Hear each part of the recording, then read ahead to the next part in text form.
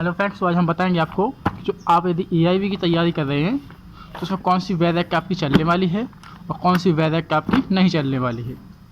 तो कई दोस्तों का क्वेश्चन रहता है कि हमको एक बताइए कौन सी वैरिएंट चलेगी।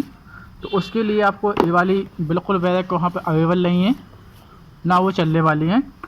तो इसको हमारी यही सलाह रहेगी कि आप इसको बिल्कुल से परचेज ना करें। यदि आप अभी से परचेज करने की सोच रहे हैं तो बिल्कुल से इनको बिल्कुल मत खरीदिएगा, क्योंकि ये अंदर ना तो ले जाने के लिए मिलती हैं, ना ही वहाँ पे अलाउड हैं। केवल बैरक एक ही अंदर ले जाने की अलाउड है। कौन सी है वो ये है जिस पर लिखा होगा विदाउट नोट एंड कमेंट्स वाली हो गई तो उसको ही अंदर ले जाने को मिलेगा। और यदि आप पढ़ाई कर रहे हो साथ साथ बता दूँ आपको, तो इसमें टिक मार्क ना कीजिएगा, पेंसिल से कीजिए जो कुछ करना है आपको, उससे जैसे बाद में हटा सकें। तो इस प्रकार से मैंने पहले ये वाली परचेज कर ली थी। जब पता चला कि ये वाली सारी वैरिएंट है मेरे पास और तो ये वाली चलने वाली नहीं है, तब फिर मैंने क्या काम किया, इसका पूरा कॉम्बो परचेज किया है। तो मैं आपको पूरी वैरिएंट्स दिखाऊंगा आज कि कौन कौन सी वैरिएंट्स हैं इनके अंदर, और आपको कौन कौन से सब्जेक्ट की ले जाने की पड़ेगी। तो आपको पहले तो ये पता होना चाहिए कि कौन कौन सब्जेक्ट आएगा, हमको कौन कौन सब्जेक्ट की खरीदनी है। तो सारे सब्जेक्टों की एक एक करके बताऊंगा आपको।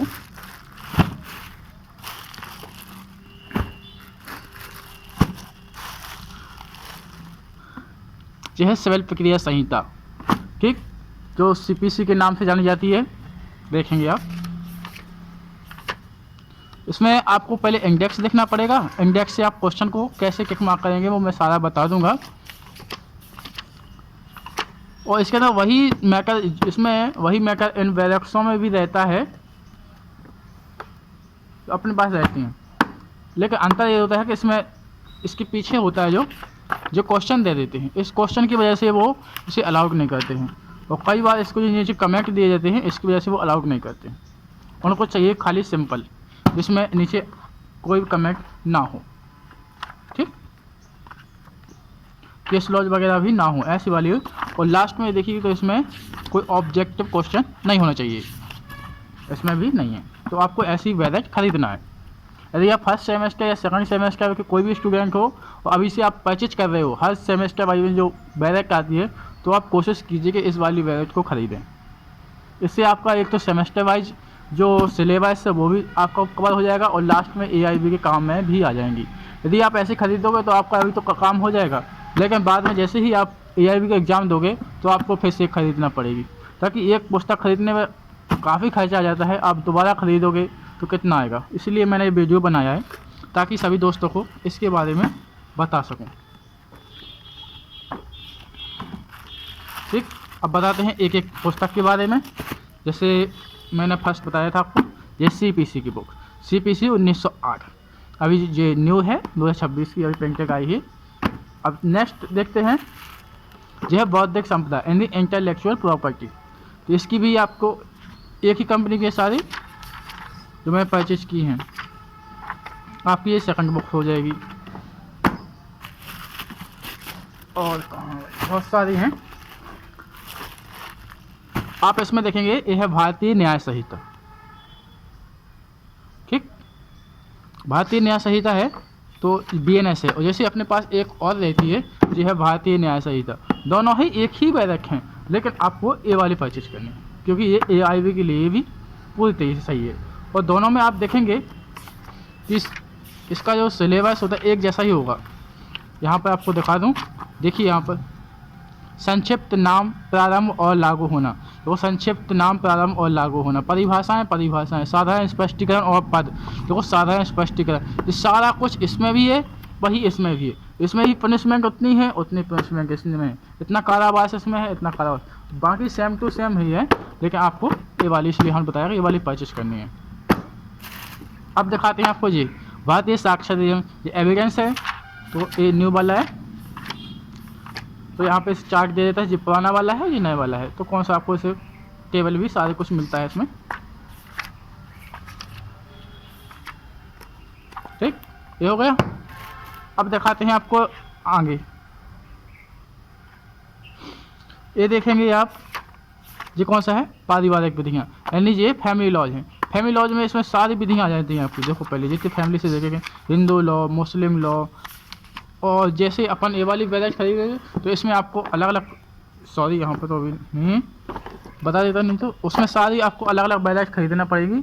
मुस्लिम लॉ अलग से, हिंदू लॉ अलग से, इसमें सारा तीनों का पूरे सब्जेक्ट मिल जाते हैं। देखो इसमें आपको ये एक तो मिल जाएगा यहाँ से हिंदू विवाह अधिनियम 1955 ये वाला, और आगे चलेंगे हिंदू उत्तराधिकार अधिनियम 1956 एक बैलेट में है सारा, और इसमें हिंदू दत्तक तथा भरण पोषण अधिनियम 1956, और हिंदू अप्राप्तता और संरक्षकता अधिनियम 1956, ये हिंदू संपत्ति व्यजन अधिनियम 1916, मुस्लिम महिला विवाह विच्छेद पर अधिकारों का संरक्षण अधिनियम 1986। और देखो सारे एक्ट इसी में हैं सारे, तो आपको अलग से परचेज करने की ज़रूरत नहीं है। इसमें देखो पूरा एक एक हर धाराएँ वगैरह सेक्शन दिए हैं। संपत्ति अंतरण अधिनियम, ये संपत्ति होंगे यानी टीपीए, तो इसमें भी देखेंगे आप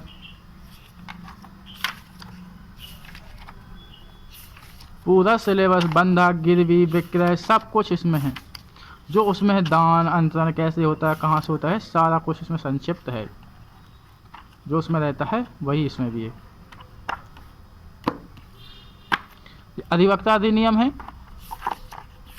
यदि आप 3 ईयर वाले LLB स्टूडेंट हैं तो आपको लास्ट सेम में इसका पढ़ने को मिलेगा एक सब्जेक्ट।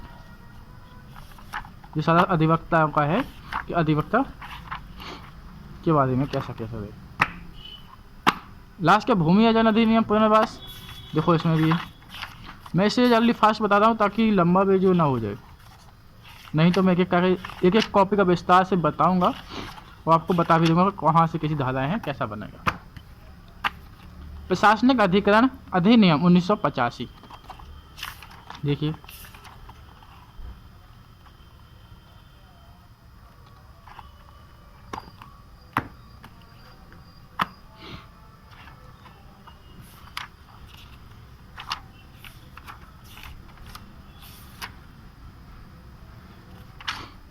सारा सिलेबस आपको इसी में मिल जाएगा।